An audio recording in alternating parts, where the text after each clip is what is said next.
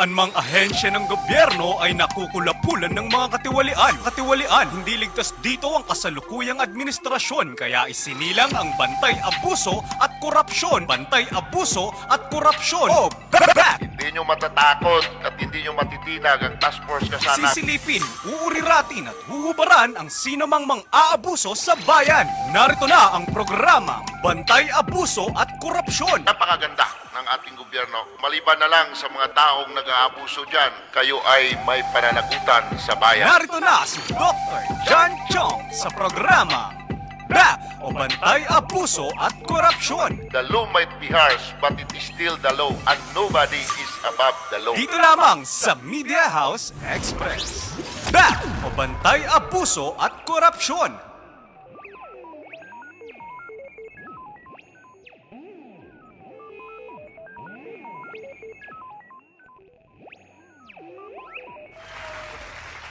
Magandang hapon, Luzon, Visayas at Mindanao, no? At sa ating mga mahal na officers at members ng Task Force Kasanag International Organizations sa ating central office, no? Sa pamumuno ng ating president dyan, no? At sa lahat, no, ng mga officers at taga-subaybay ng ating programang Bantay Abuso at Korupsyon, no? Dito na naman tayo ngayon sa ating programa para ipaalam ang mga nakikita natin at mga observation natin, no, sa mga pangyayaring abuso at ay considered na mga korupsyon, no, sa palaligid ng ating bansa, no, sa mga agencies of government concern, no. So yun ang ating pakay o layunin sa ating programang Bantay Abuso at Korupsyon. I-inform ang sambayanang Pilipino kung ano na talaga ang totoong nangyayari sa ating bayan in terms of good governance, no? Yung ating bansa ba ay may patutunguhan, yung direksyon, no? Ano nang nangyari ngayon sa mga na-file nating complaint, no? Ano nang response, no? So yun ang ating commitment dito sa ating programa, ang ipaalam sa taong bayan kung ano na talaga ang totoong nangyari sa mga investigation, no? Sa mga resolution at sa mga tunay na pangyayari sa ating bansang Pilipinas. Ano na talaga, no? So, isa-isahin natin, no? Unang-una, since tayo naman talaga ang nag-umpisa dito sa nangyaring alleged corruption sa DPWH, since 2022 pa tayo nag-file ng complaint against sa mga DPWH and even involved yung mga congressman dyan, no, na involved sa kinasuhan natin. Dito tayo nag-start sa slope project at hindi lang yan, no, even sa mga ibang involved na kontraktor, nag-file din tayo ng complaint dyan, no, at dyan din sa Musli, no, sa taga DPWH, no. At wala na ngayon si Bunuan, no? Si Bunuan na-report natin kanina, no? Nagkuha tayo ng information diyan sa Office of the Ombudsman at na-inform tayo na tuloy-tuloy ang investigations, no?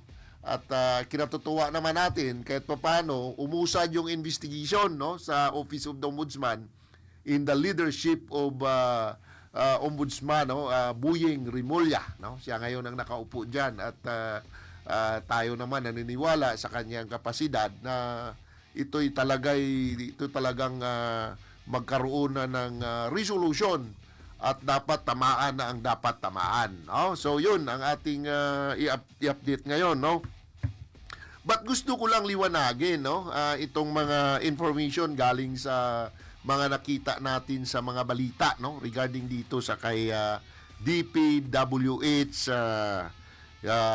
Vince Dizon, no? Vince Dizon na naman. Unahin talaga kita, Vince Dizon, nakala mo unahin talaga kita, no? Kasi una-una nakikita ko based to your statement, no? Based to your statement, nagbabase ako sa iyong statement. Sabi mo before by Christmas, nag-preskon ka, sabi mo may makukulong, not less than 60% involved, no?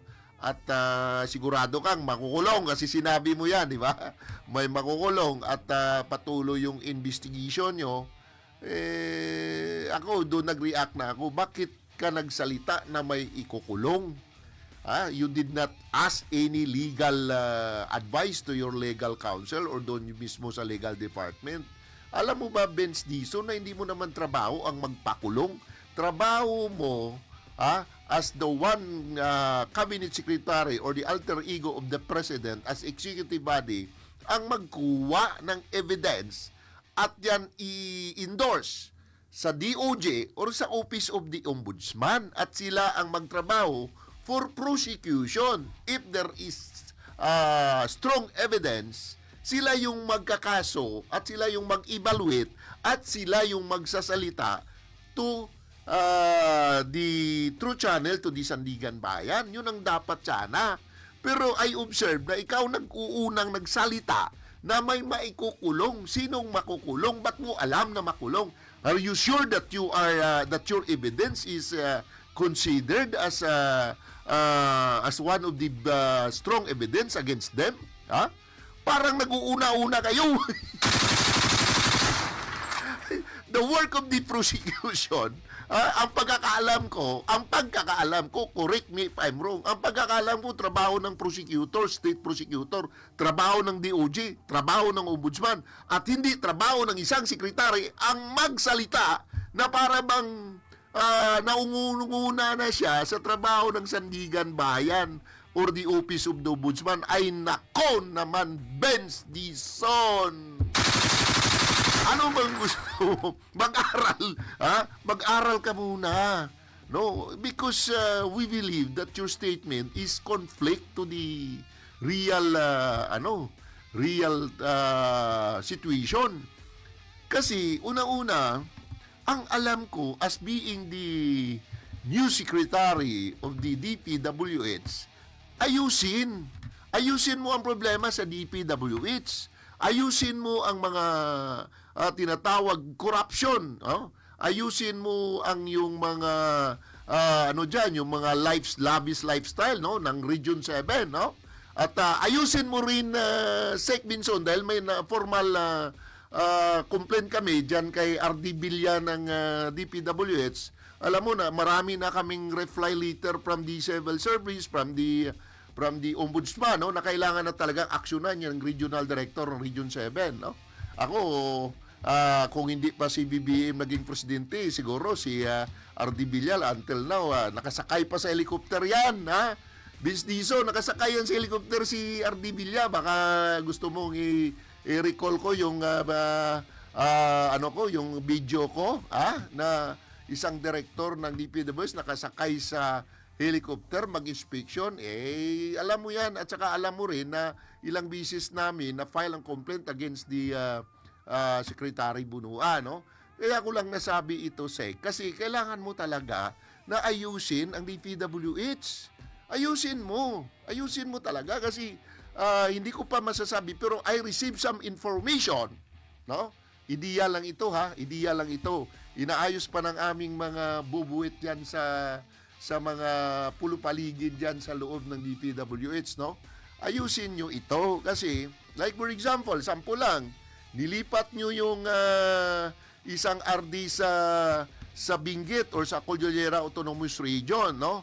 We believe, no, na ang isang subject for the complaint ay kailangan muna mayroon explanatory, no? Hindi mo pa may-ari ang DPWH, that is government office. At kailangan transparent ang bawat lalabas dyan with supporting explanation. Para bang sinabi mo lang na, ako kakalungkot, no? Sinabi mo, lipat ka. Ano ba yan, dictatorship? You must to explain first with the supporting explanations bago mo magsalita na no? Kasi hindi naman lahat taga DPWH ay masama. Alam ko naman some of them are good, no? Some of them are friends, some of them are nagtatrabaho ng maayos, no? Alam ko yan, maraming matitino diyan sa DP, hindi naman lahat, pero what I mean, no? Gusto ko lang i-clarify at gusto ko lang magpaliwanag din sila, no, taga DP, kasi that is your obligations, no? Na kailangan ipaliwanag nyo bakit nyo nilipat, like for example si Tanggol ng Cordillera Autonomous Region, nilipat nyo sa Region 5, no? And then after all, wala pa nga na reply yung mga ano namin diyan, complaint namin diyan about the rat meeting, no? Pero ni huy ni hay, transfer mo with your authority, ganon kabilis, pina-transfer mo without documents na alam mo naman na may mga pending complaint yan, no? Tapos yung mga iba dyan, wala nang kaso. Yung iba dyan, alam ko, ibang RD dyan, wala namang kaso yan. Alam ko yung iba dyan, matitino naman. Wala naman tayong nakita, lahat-lahat. No? In general, wala. Maraming mabatitinong taga-DFE, di ko naman nila lahat yan. Pero yung iba talaga, mayroon talagang kalukuhan dyan. No? Hindi lahat. So, tingnan natin with fair. No? Kaya, I suggest, no, Sec Benson, ask muna ng mga tawag nito ng mga legal advice to your lawyer, no, to your legal department before you say something to the public. Kasi pag sinabi mo na makulong si ganito, para bang even the lawyer hindi yan sumasabi na maikukulong. Ang sabi diyan is based to the court at whatever the decision of the court, we respect the due process. Hindi yung ikaw na nagsalita, may pakulong. Ay, nako. Sigurado ka bang makulong? Hindi mo trabaho yan. Trabaho ng judiciary yan. Trabaho ng prosecution yan as the executive body. You must to be complied whatever requirements na i-request ng prosecution. Yun ang ating trabaho. Yun ang trabaho mo. So, that may only my suggestion, Sec, no? Para hindi naman tayo magkaroon ng conflict in the future. Kasi, ang atin dito paniniwala ay sa ating mahal na presidente, no? Si President BBM, nagkasakit-sakit daw sabi nila, pero ako we believe that ginagawa naman ng presidente ang makakaya niya. Hindi tayo maka-antay Marcos, hindi tayo pro Duterte. Ang atin dito, whatever, no, na ano ang para sa bayan at ano ang para sa tao, doon tayo, no? Wala tayong pakialam kung sino ang maging presidente, sino ang maging, rerespetuhin namin yan, but provided, no, ang tinatawag dito, is sovereignty resides of the people, no? Kailangan nating nobody is above the law. Yun ang ating panindigan dito sa ating programa, at yun din ang ating isang matibay na advocacy sa Task Force Kasanag in almost 16 years. Yan. Magandang hapon, Attorney Safra, no? Hintay lang ako dito, Attorney, no? Kung kailan natin babanatan yung ibang gusto pa nating kasuha, no? Si Sec, sino yan? Si Congressman Mumo, tapos na eh. So, hintay na tayo ng response from the Office of the Ombudsman, no, regarding the case, no, of Congressman Romeo Momo, no? Isa sa mga kinasuhan ng ating masipag at matapang na legal officers from Davao City, no other than Attorney Mary Helen Fulinaur Sapra, no? Si Attorney Sapra, may mga kamag-anak siguro ito sa Kabangkalan, kasi alam ko may mga kaibigan tayong Sapra from Kabangkalan City, Negros Occidental, no? Madam Chuna, no? Good afternoon, Madam Chuna, no? Magandang hapon, at see you on baka February 4, no? Nasa punta tayo ng Negros, no? Sino ba yan? Good afternoon, Ginit Midruso. Good afternoon, no? Magandang hapon din, no? Isa pa ang ating paniniwala ngayon, no, na itong ating gobyerno ay naniwala ako na lahat ay mananagot. Naniwala ako diyan. You know why? We respect the due process and we respect the judiciary, no? Alam ko may mananagot talaga. At sana hindi lang naman palagi tayong nakakapokus sa mga taga DPWH, no? Hindi lang 'yan. Itong mga congressman, pukusan din natin. Alam nyo, hindi naman nabuo itong korupsyon, no? Bakit nyo lang isisi sa DPWH? Bakit nakapuko sa kontraktor at taga-DPWH? Yung mga congressman, ninyo pukusan yan. I ask the judiciary or the tawag nito, magtanong tayo sa ating mga nag-iimbestiga, no? Sorry, sa nag-iimbestiga pala. Magtanong tayo sa nag-iimbestiga. Anong nag-iimbestigang ginawang investigator? The Office of the Ombudsman, o question, nag-iimbestiga yan. Ano pa? COA, o nag-iimbestiga yan. Ano pa? ICI, no? Nag-iimbestiga yan. O DOJ, NBI, o ano pang mga nag-iimbestiga, CIDG, whatever, no?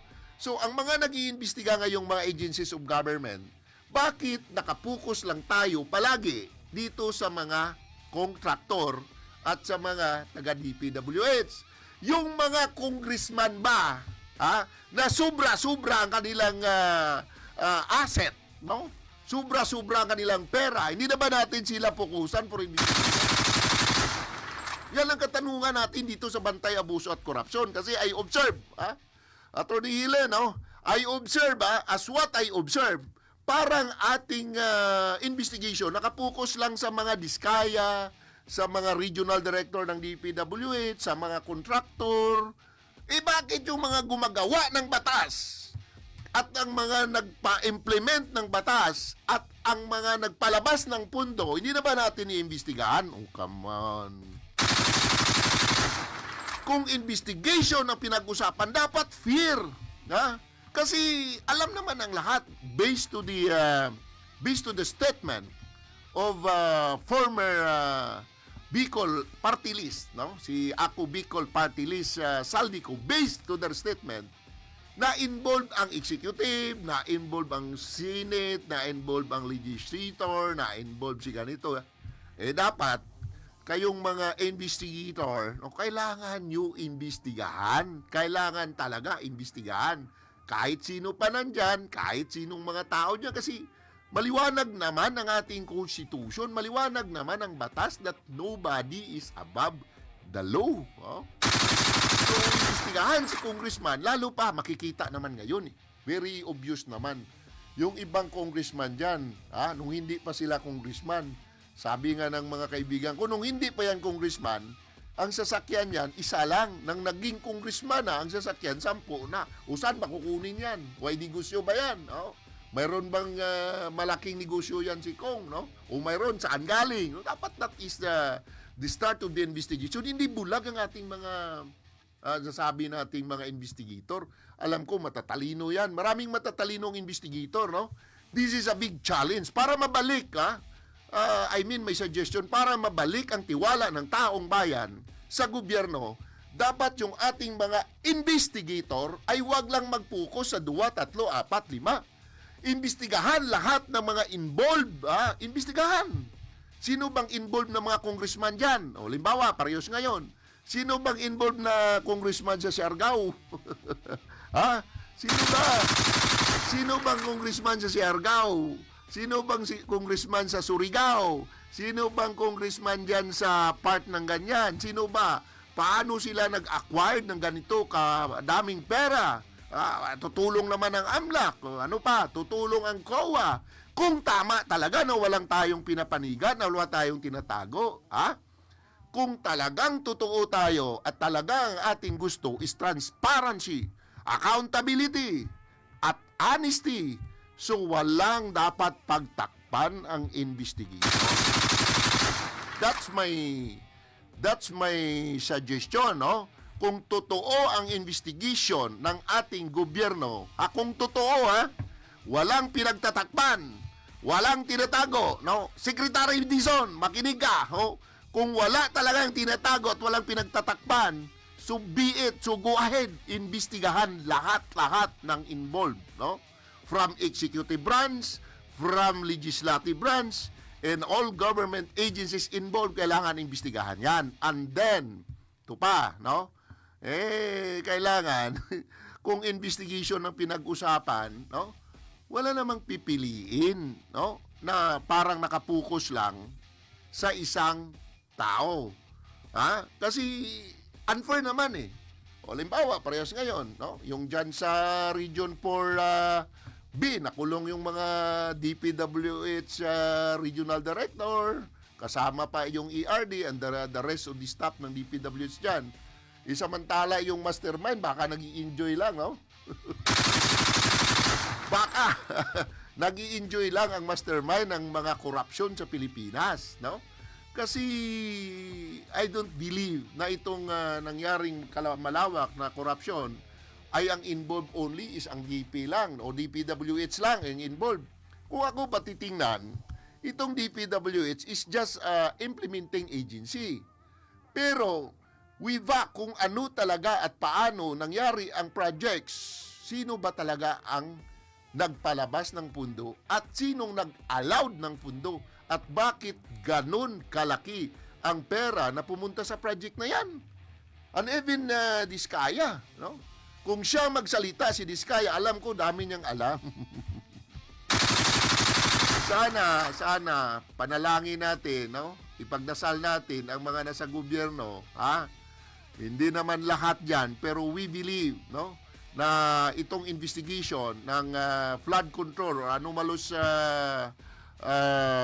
project, no, na nagtutulungan ngayon yung ating mga agencies concerned, no, kahit ng ating mga PNP dyan, no, ang ating CIDG, NBI, DOJ, no, nagtutulungan na para imbestigahan itong malawak na korupsyon, no, na nangyari ngayon sa ating bansa. Sana, no, walang pinipili at walang proteksyon at kung sino man ang involved, I hope and I pray na mananagot na at sana matuldukan na itong malawakang korupsyon na nangyari sa ating bayan. Kasi hindi kami at ako mismo, hindi ako naniniwala na ito'y gawain lang ng mga taga-DPWH. At sa nakikita ko na, ulitin ko ulit sa nakikita ko na, hindi ito mangyari kung walang approval ng mga nasa taas dyan. At bakit yung iba dyan, iniipon pa namin yung ebidensya. Nagmalinis. Hindi inamin, no? Alam nyo, ang tagal na natin sa investigation dito sa mga nangyaring korupsyon. May napakinggan ba kayo na may isang congressman dyan o isang involved dyan na may umamin? May umamin na ba? May nag-plead guilty na ba? Lahat deny. Yun ang magaling sa Pilipinas, no? Yun ang magaling sa mga involved. Lahat deny. Wala eh. You remember, no? If you tingnan nyo, no? Sa ibang bansa, suspect pa lang, nagarakiri na. Suspect pa lang, no? Nagarakiri na. Ayaw mapahiya ang kanyang pangalan na ma-involve sa corruption. Yung iba, sa ibang bansa, nagpakamatay na dahil sa ayaw matanggap ang kahiyan, no? At yan ay suspect pa lang, na-issue pa lang. Dito sa Pilipinas, na-convict na, malakas ng ebidensya, ni isa walang umamin. Naku. Baguhin na natin. Baguhin na natin kasi anong gusto natin, no? Tayo gagawa ng pagbabago, magtulungan, huwag mag-away dyan kung ano-anong mga awayan natin dyan, no? I-set aside ang politics, no? I-set aside ang mga vested interest, i-set aside lahat ng mga personal interest. Ang interest muna ng bayan. During this kind of investigation, sana, no, ay matuldukan na at makagawa na ng bagong strategy or sistema ang ating gobyerno para hindi na maulit, no?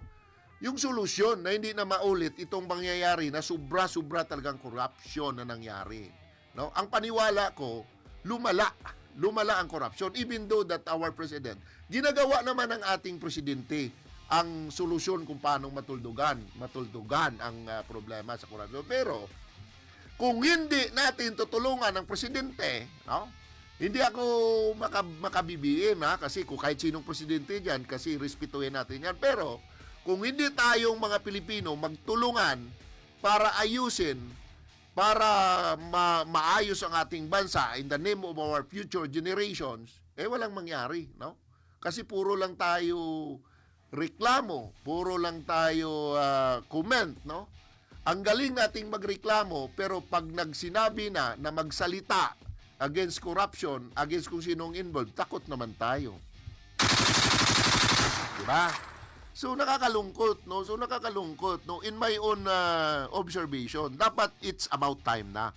Panahon na. wag na tayong magpaliko-liko. Aminin na natin na we are part of this situation. Kasi nagtanggap din tayo ng pera ng politiko, whether you like it or not.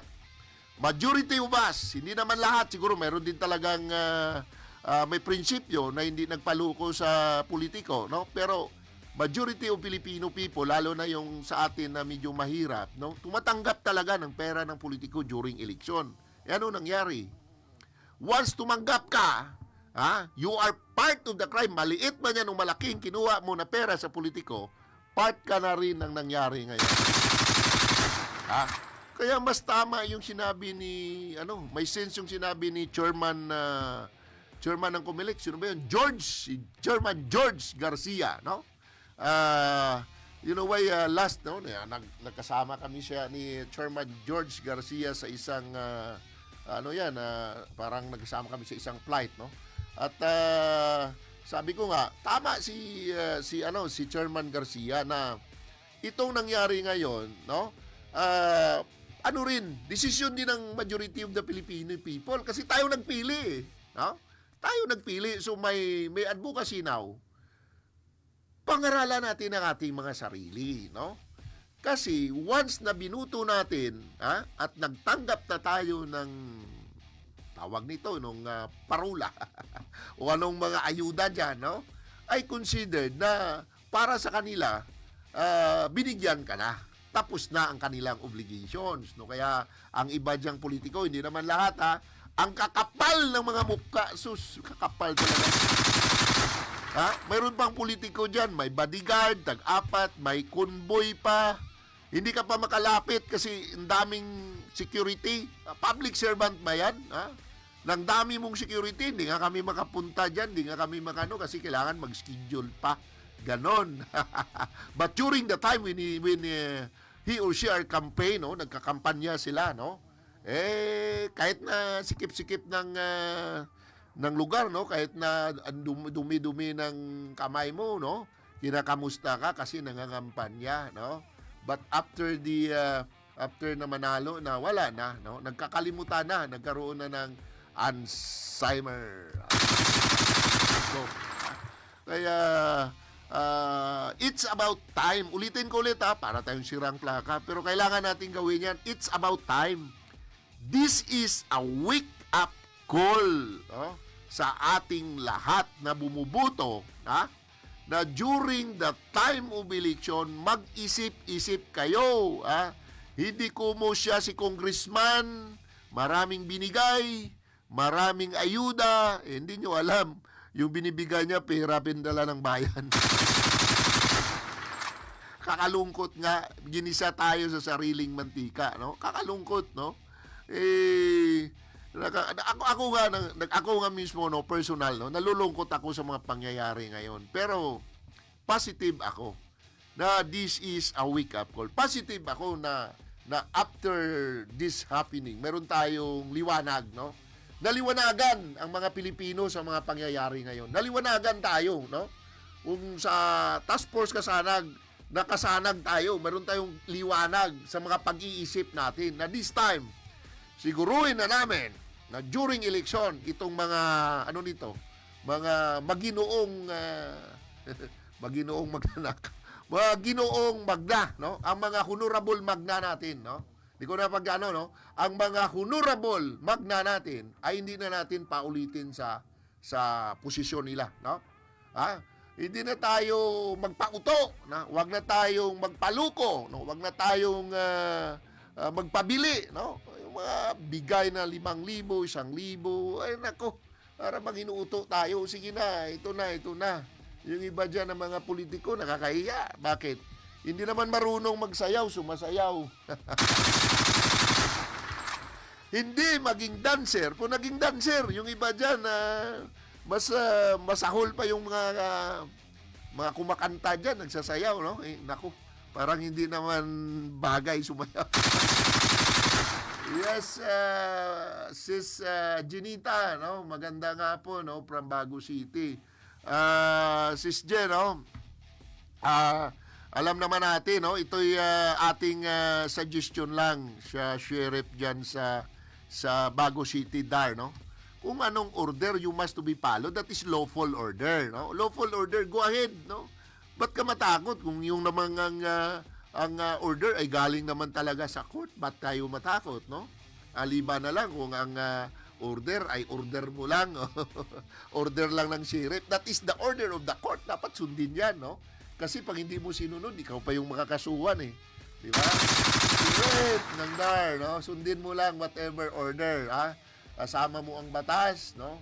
At sabi ko nga, kung ano ang lawful order, wala tayong dapat ikatakot. Kung ano ang tama, no? Ba't tayo matakot kung ang ginagawa mo lang ay tama, no? Aliba na lang matakot ka kung ginagawa mo ay mali. At saka ngayon pa, ang mga gumagawa pa ng mali, sila pa yung matapang. Ang gumagawa ng tama at yung tama, sila pa ang natakot. Kada yata ang sitwasyon ngayon. So, hindi yan i-allowed ng task force kasanag. So, kung nakakinig man si Sheriff ng DAR, go ahead, no? Gawin mo ang trabaho mo at gawin mo kung ano ang nararapat sa trabaho because that is your duty. That is your function, no? Yun ang trabaho mo, no? Kami sa Task Force Kasanag, as an organization promoting peace and progress in our country. Paano natin mapupromote ang peace? Paano natin mapupromote ang progress kung ang mga abusador sa gobyerno at ang mga kurakot ay hinayaan natin na mananatiling kurakot at hinayaan nating mag-aabuso kaya hindi pwede. Ito ang kalalagyan. So, tuloy-tuloy ang aming programa sa Task Force Kasanag na magdala ng mga complaint sa proper agency. No, tuloy yan. Tuloy-tuloy ang aming follow-up. No, ilan na ang napakasuhan natin? Nasa more than 300 na. No? At nadami pang kakasuhan natin pero yan ang sinasabi na bago tayo mag-complaint, no, ay pinire-review naman na ng ating mga competent, no? Mga competent volunteers lawyer from Luzon, Visayas, Mindanao na may mga passion na mga abogado natin, no? Yung mga abogado natin kahit na nga pang ano lang yan, pang merienda lang, no?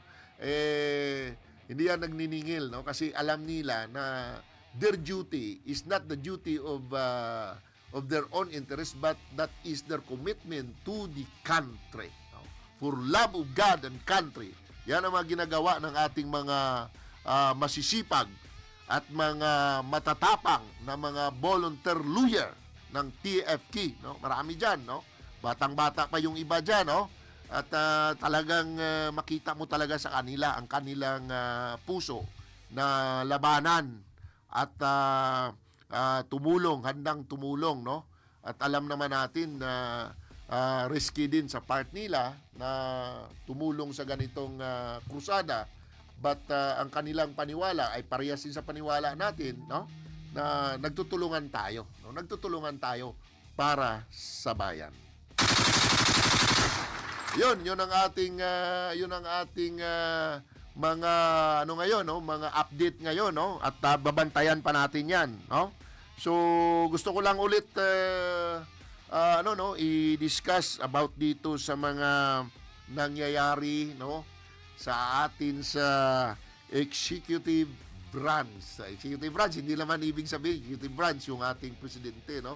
Sa mga LGU din, no. Mga LGU, no, maraming complaint, no, sa mga LGU.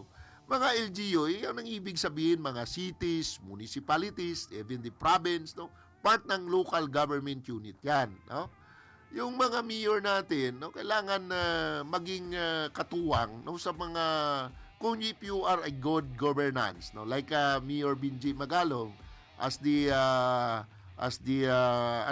one of the convener of the Mayor for Good Governance, no?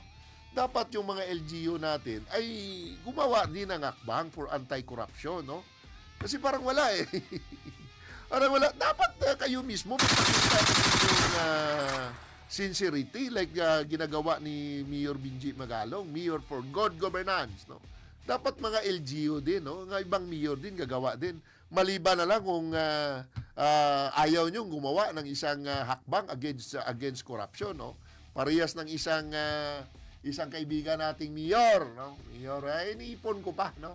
Hindi ko pa magsalita ngayon until such time we file a case against them. Iniingatan ko rin ang ating gagawin. Pero may nagsabi na, ha? Mayroon ng 2 tao from their office na willing na magbigay ng mga dokumento, ha? Nagmalinis ka, Mayor! Malapit na, Mayor, ha? I don't want to, kasi, iniipon pa ang ebidensya. Mayor, alam mo yan, ha?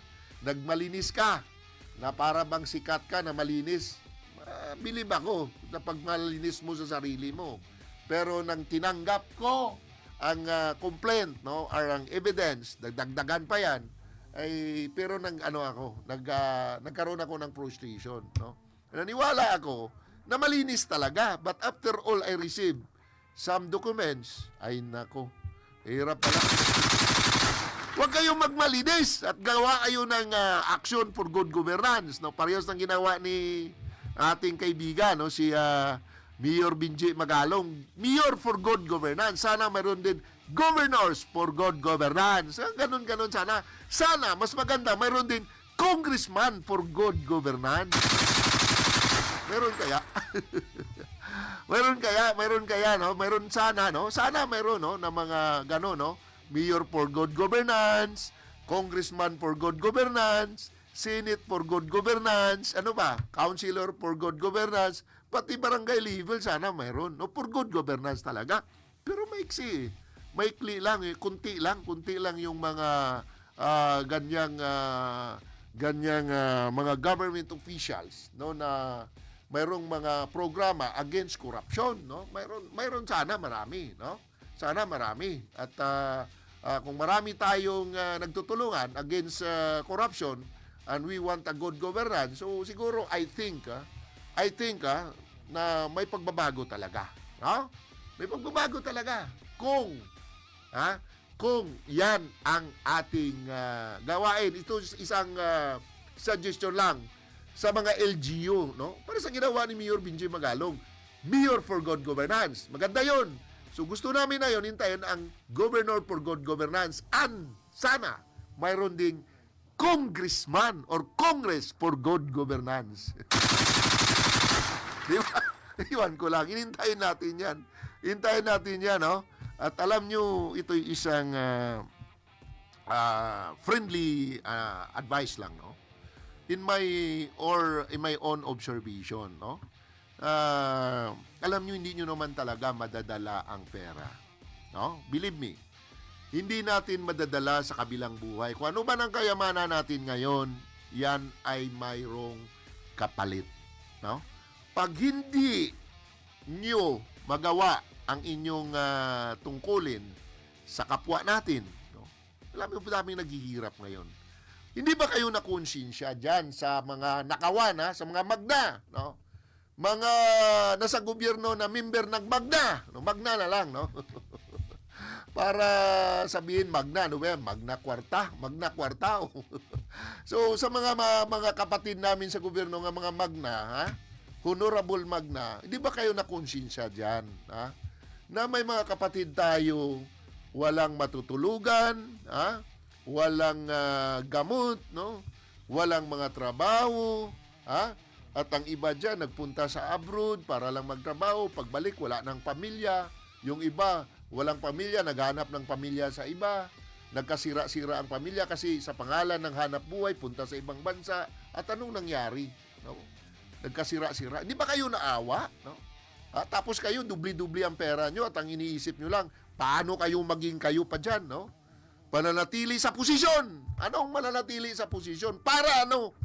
To serve? To promote the good governance? Or para sa iniisip na magna?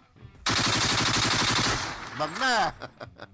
Ayan, may bago tayong terms dyan, no? Mga honorable magna. So sana, hopefully, no, itong ating programa ay makatulong sa paggising, no, sa ating mga kapwa Pilipino na during the time of election, no. Ito lang naman ang paraan, no. During the time of election is our duty na magkaroon tayo ng matinong pag-iisip, no? Matinong pag-iisip na isipin natin ang kapakanan ng bayan, ang kapakanan ng ating mga future next generation. So, ang ating programa ay paulit-ulit na i-remind kayo, no, na it's about time to choose a good leader. Diba? At to choose a good leader. So, kung ito ng panahon na wake up call, gawin na natin, no? Kasi mahirap na. Huwag nyo nang bigyan chance itong mga magna natin na mga nasa gobyerno, no? So, hopefully, na makatulong kami to remind you, no, to remind our fellow Filipino people na magkaroon na tayo ng matinong pag-iisip. Na hindi na tayo kayang lukuhin o kayang utuin ng mga honorable magna natin. Basahin ko lang. Good afternoon, Brad Jewel, no? Alam ko Cavite chapter, no? Si Fransuma. Fransuma, kamusta si Nognog, no? Kamusta na yung kaibigan nating si Nognog, ha? Ano na nangyari diyan sa kanya? Naglasing-lasingan pa or hindi na, nagbait na, no? Si Brad Benji Turis ng para sa high-end Bicol na may payong. Si Brad Benji Torres. Brad Benji, no? Napupunta kami dyan sa Cebu anytime, no? Kitang-kita tayo dyan, no? Kailangan nating pangalagaan, no? Hindi naman ito ibig sabihin na parang pinopromote ang kasanag. Pero what I mean, pangalagaan natin ang ating advocacy.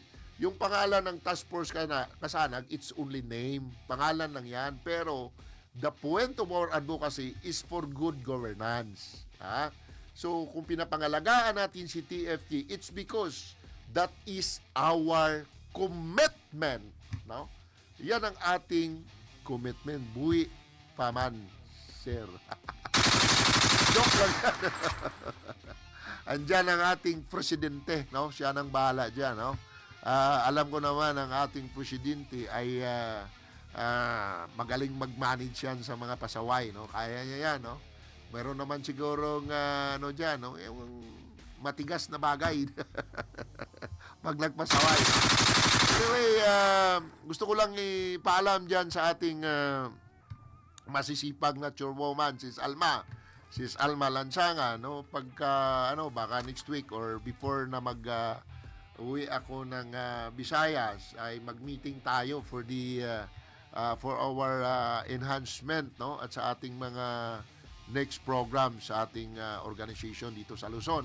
Attention din na Mindanao, no, bago tayo may panahon pa tayo. Legit officers and members of Task Force Kasanag Mindanao, no, will be there siguro baka end of last week of February, no? Kita-kita na yan sa Mindanao. Gusto ko lang pala talakayin yung request ni Brad Sucor, no? Yung nangyayari diyan na nalunod yung barko, no? Ng Alison may-ari niyan, ha? Anyway, if we have documents to prove, no, na itong mga incident happen ay mayroong mga kapabayaan, no? Kapabayaan means the Coast Guard, Maritime Industry Authority, Marina, yun ang laman, no? Ang Marina ay may obligations, no? Kung alam nila na sira ang barko at alam nila na walang kapasidad ang barko magbiyaya at tinalawad nila, may panagutan diyan, no? At even the Coast Guard, no? May panagutan sila diyan. Ha? Pero kailangan natin ng evidence, no? Mahirap mag-complain na wala naman tayong ebidensya or else. Alam niyo, pag nag-complain tayo nga walang ebidensya, ang tawag sa atin, chismis. Ha? So, huwag tayong mag-complete na walang ebidensya. No? Kailangan din, mag-provide tayo ng ebidensya to prove that our complaint is legit or may katotohanan. Ang katotohanan, babase yan sa evidence. No? Ang sabi ng mga lawyers, no, ng mga kaibigan natin, documents is the best evidence.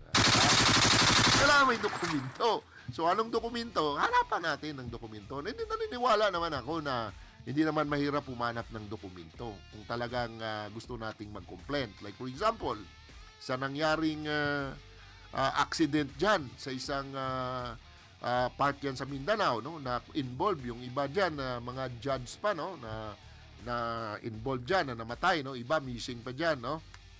So hindi pwedeng walang mananagot diyan kasi ang incident or accident, no, may mga tinatawag na negligence. No, kaya nangyari dahil may nagkamali, at kung sinong nagkamali at may pagkamali, pwede bang libre? Pag may nagkamali at nagkaroon ng matinding pagkakamali, may mananagot yan.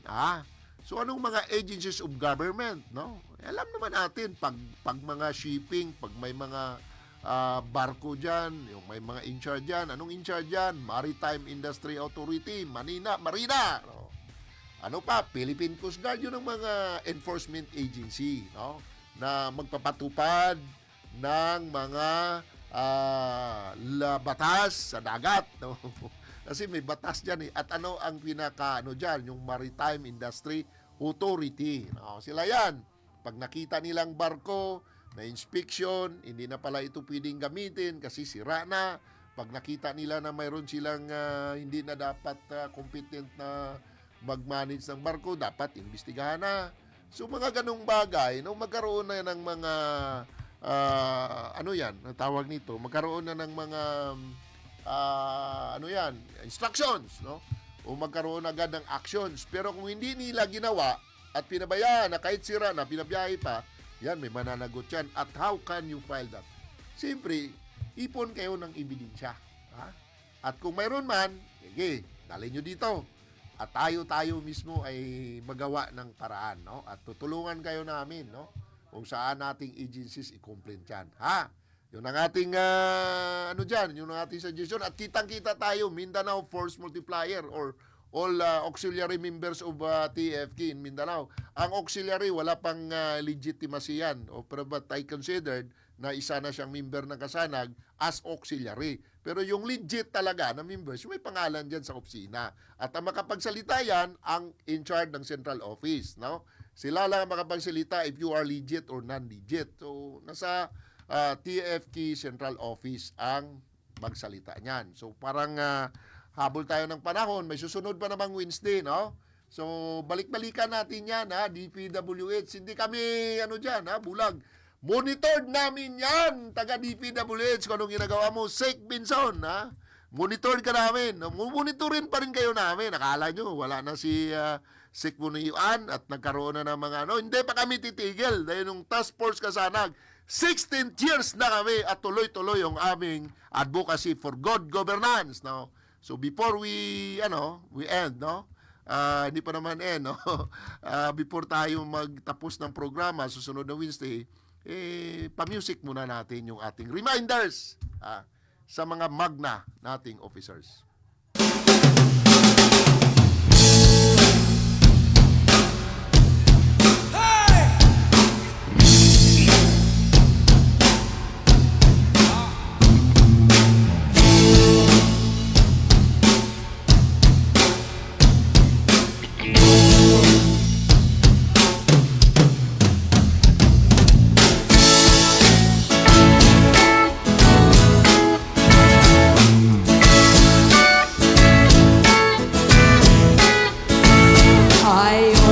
Kasulatan, ayon sa mga nakaraan, ayon sa mga nangyayari noon at sa nangyayari ngayon.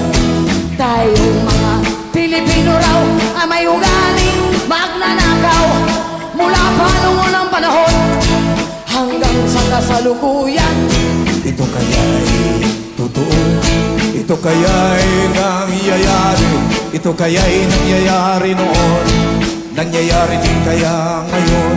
Ito kaya'y dahil na rin sa ating katamaran, hindi tapat sa gawain at sa iba'y nagkikinabang. Tingnan mo yung sarili, suri mo ang iyong ginagawa. Ikaw ba'y isang magnanakaw, ang taong mapagsamantala, hindi nagpapapawis, hindi lumuluha, ginagamit ang galing sa hindi tamang gawa.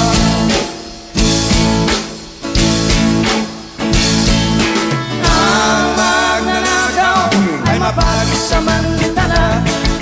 magaling magkunwari, madaling makilala. Wala kayong ginagamit kahit hindi sa pirata. Magnanakaw pa rin ang makikita sa kanya.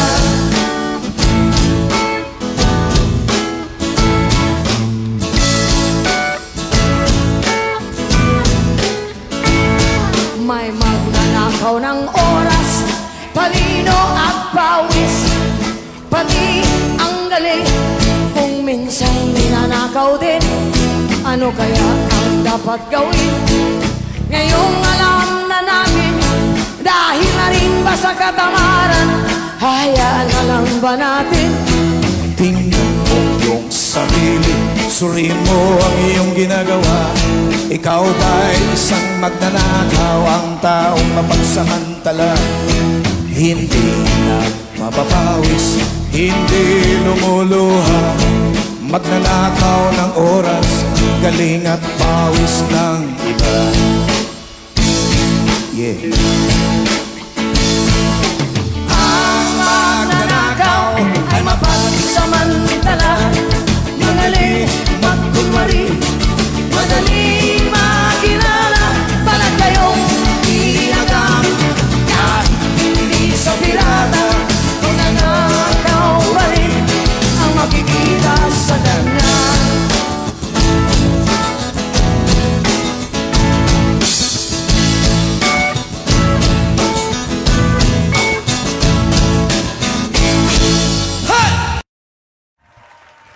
Maraming salamat, no, hanggang sa susunod, no, na programa ng ating Bantay, Abuso at Korupsyon. May kasabihan na sa Diyos ang awa, nasa tao ang gawa. Wala na tayong panahon, hanggang sa susunod.